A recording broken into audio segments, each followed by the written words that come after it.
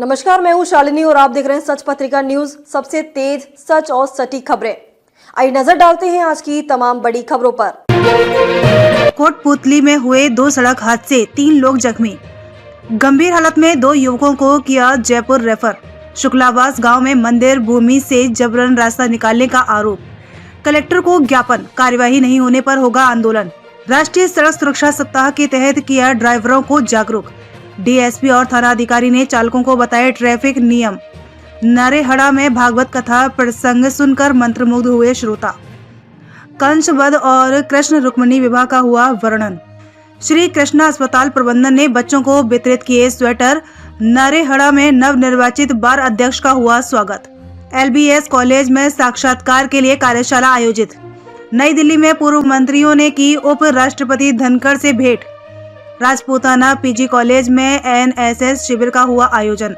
सैनी सभा संस्था की जन समिति ने मनाई सावित्री बाई की जयंती। कोटपुतली के अलग अलग स्थानों पर हुई सड़क दुर्घटनाओं में 3 लोग बुरी तरह से घायल हो गए हैं, जिनमें से 2 युवकों को गंभीर हालत में जयपुर रेफर किया गया है।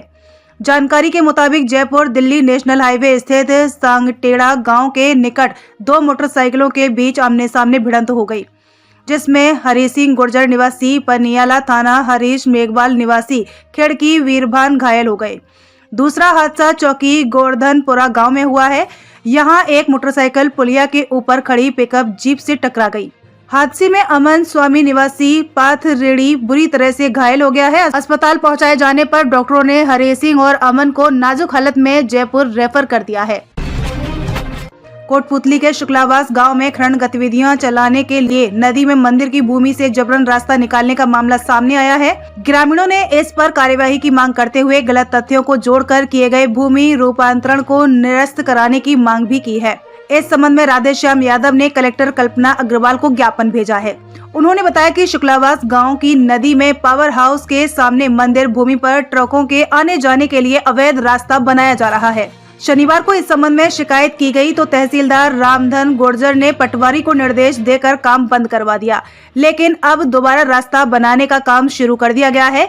उन्होंने कहा कि नदी में क्रैशर चलाए जाने से आसपास की खेती बिगड़ेगी और पर्यावरण को भारी नुकसान होगा। उन्होंने भूमि रूपांतरण में भारी तालमेल का आरोप लगाया है और कहा कि यदि जल्द ही कार्यवाही नहीं हुई तो मंगलवार से धरना प्रदर्शन किया जाएगा।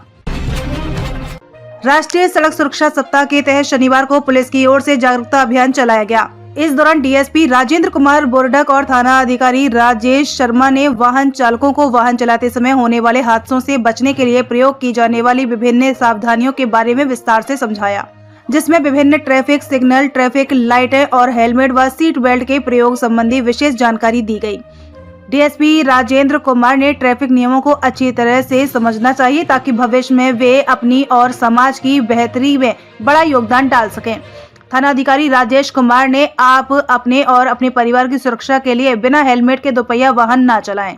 दोपहिया वाहन में 3 सवारी न चलें। वाहन चलाते समय मोबाइल में बात न करें। तेज गति से वाहन नहीं चलाएं। चौपहिया वाहन चलाते समय सीट बेल्ट लगाएं और नशे की हालत में कभी भी वाहन नहीं चलाएं। पुलिस अधिकारियों ने ट्रैफिक नियमों का पालन नहीं करने पर कार्यवाही की चेतावनी भी दी। कोटपुतली के नारेहड़ा कस्बे में चल रही संगीत में श्रीमद् भागवत ज्ञान कथा के 6ठे दिन शनिवार को बड़ी संख्या में श्रद्धालुओं की भीड़ उमड़ पड़ी। समाज सेवी गोविंद नारायण शर्मा की ओर से आयोजित कथा के दौरान कथावाचक कुमारी भक्ति त्रिपाठी ने कंसवध से लेकर रुक्मिणी विवाह के प्रसंगों का चित्रण किया। उन्होंने बताया कि भगवान विष्णु के पृथ्वी लोक में अवतरित होने के प्रमुख कारण थे, जिनमें एक कारण कंसवध भी था। कथावाचक ने कहा कि कंस ने मथुरा में आतंक मचा रखा था। भगवान कृष्ण ने उनका वध कर आतंक से मुक्ति दिलाई। दुष्ट कंस के बुलाने पर श्री कृष्ण अपने बड़े भाई दाऊजी के साथ मथुरा पहुंचे, जहां उनके दर्शन के लिए लोग उमड़ पड़े। मल्ल युद्ध के बाद श्री कृष्ण ने कंस का वध किया। इस दौरान भगवान श्री कृष्ण के जय घोष से वातावरण गुंजयमान हो उठा। भक्ति त्रिपाठी ने उद्धव और गोपी संवाद का भी मार्मिक ढंग से वर्णन किया। उन्होंने रुक्मिणी विवाह को लेकर हुए काफी संघर्ष और युद्ध की कथा भी सुनाई। कथा के अंत में आरती के बाद प्रसाद वितरित किया गया। मनोज नारायण शर्मा ने बताया कि सोमवार को हवन यज्ञ के बाद भंडारे का आयोजन किया जाएगा। कार्यक्रम में हरि प्रसाद शर्मा, कृष्णकांत, रतन कुमार, अरविंद शर्मा, निरंजन लाल, राज नारायण, गोपाल शर्मा, अशोक शर्मा, पार्षद मनोज गौड़, अनिल शरण, रजत जिंदल, पप्पू, गुलशन समेत बड़ी संख्या में श्रद्धालु मौजूद रहे। लगातार बढ़ती ठंड के बीच शहर के आशीर्वाद मैटरनिटी होम कृष्णा हॉस्पिटल की ओर से जरूरतमंद बच्चों को स्वेटर वितरित किए गए। हॉस्पिटल के निदेशक डॉक्टर सतीश यादव व डॉक्टर पूनम यादव द्वारा शनिवार को सर्दी के मौसम को देखते हुए चूरी गांव के बंजारा बस्ती तथा झुग्गी झोपड़ियों के जरूरतमंद 51 बच्चों को स्वेटर बांटे गए। इस मौके पर प्रबंधक राजेंद्र कसाना, एमडी लीलाराम यादव, आंगनबाड़ी कार्यकर्ता राजेश यादव, मीना देवी सहित अनेक लोग मौजूद रहे। कोटपुतली बार एसोसिएशन के नवनिर्वाचित अध्यक्ष उदय सिंह तंवर का नारेहड़ा में स्वागत किया गया। लोगों ने साफा व माला पहनाकर उदय सिंह का अभिनंदन किया। इस दौरान तंवर ने कहा कि युवाओं को कानून की बारीकियों को समझकर अपने लक्ष्य की प्राप्ति के लिए निरंतर मेहनत करनी चाहिए। वकालत में भी युवा अधिवक्ताओं का रुझान बढ़ रहा है। इस मौके पर अनेक अधिवक्ताओं ने भी कानून तथा वकालत के बारे में अपने अनुभव साझा किए। कार्यक्रम में मोहन सिंह, पूरन सिंह, पवन सिंह, संतू सिंह, महिपाल सिंह, बबलू सिंह सहित अनेक लोग मौजूद रहे। कोटपुतली के राजकीय एलबीएस पीजी कॉलेज में शनिवार को राजनीति विज्ञान विषय की राजस्थान लोक सेवा आयोग अजमेर द्वारा आयोजित असिस्टेंट प्रोफेसर की लिखित परीक्षा में सफल प्रतिभागियों ने साक्षात्कार को लेकर कार्यशाला आयोजित की गई। मुख्य वक्ता डॉक्टर सर्वेश यादव व डॉक्टर विमल यादव ने विषय की बारीकियों को बताया। डॉक्टर जगराम गुर्जर ने साक्षात्कार में सफलता के सूत्र बताए।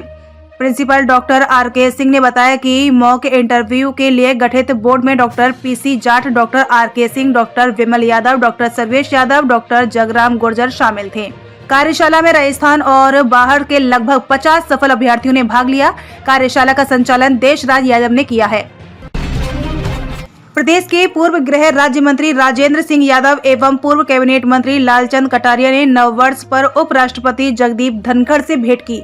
उन्होंने नई दिल्ली जाकर धनखड़ से शिष्टाचार भेंट करते हुए नववर्ष की शुभकामनाएं दी। कोटपुतली के डाबला रोड स्थित राजपूताना पीजी कॉलेज में शनिवार को राष्ट्रीय सेवा योजना की तीनों इकाइयों के संयुक्त तत्वाधान में 1 दिवसीय शिविर का आयोजन किया गया। प्रिंसिपल डॉक्टर हरिनारायण धोलीवाल ने बताया कि स्वयं सेवकों ने कॉलेज परिसर में साफ सफाई करते हुए श्रमदान किया। कार्यक्रम अधिकारी ताराचंद सैनी, SK शर्मा व नीरू सैनी ने श्रमदान का महत्व बताया। सैनी सभा संस्था की जन समिति की ओर से माता सावित्रीबाई फुले की जयंती मनाई गई। कार्यक्रम की अध्यक्षता जन प्रमुख रामावतार सैनी ने की। इस मौके पर समाज के वक्ताओं ने सावित्रीबाई की जीवनी से प्रेरणा लेने पर जोर दिया। समाज के लोगों ने उनकी जयंती पर 3 जनवरी को सार्वजनिक अवकाश घोषित करने और उन्हें भारत रत्न से सम्मानित करने की मांग भी की। भारत सरकार एवं राज्य सरकार से मांग की गई। रामावतार सैनी ने बताया कि सैनी सभा संस्था की नई कार्यकारिणी के निर्विरोध निर्वाचन के लिए 14 जनवरी को दोपहर 12 बजे समाज की आम सभा आयोजित की जाएगी। यदि आपको हमारी खबरें पसंद आती हैं तो लाइक तथा कमेंट जरूर करें और यदि आप चैनल पर नए हैं तो सब्सक्राइब भी करें। आज की खबरों में बस इतना ही। फिर होगी आपसे मुलाकात। तब तक के लिए नमस्कार और देखते रहिए सच पत्रिका न्यूज। इस तरह की तमाम बड़ी खबरें पाने के लिए हमारे चैनल को सब्सक्राइब जरूर करें और नोटिफिकेशन पाने के लिए बेल आइकन प्रेस करना ना भूलें। यदि आप हमें फेसबुक या इंस्टाग्राम के माध्यम से देख रहे हैं तो हमारे पेज को फॉलो जरूर करें। नमस्कार।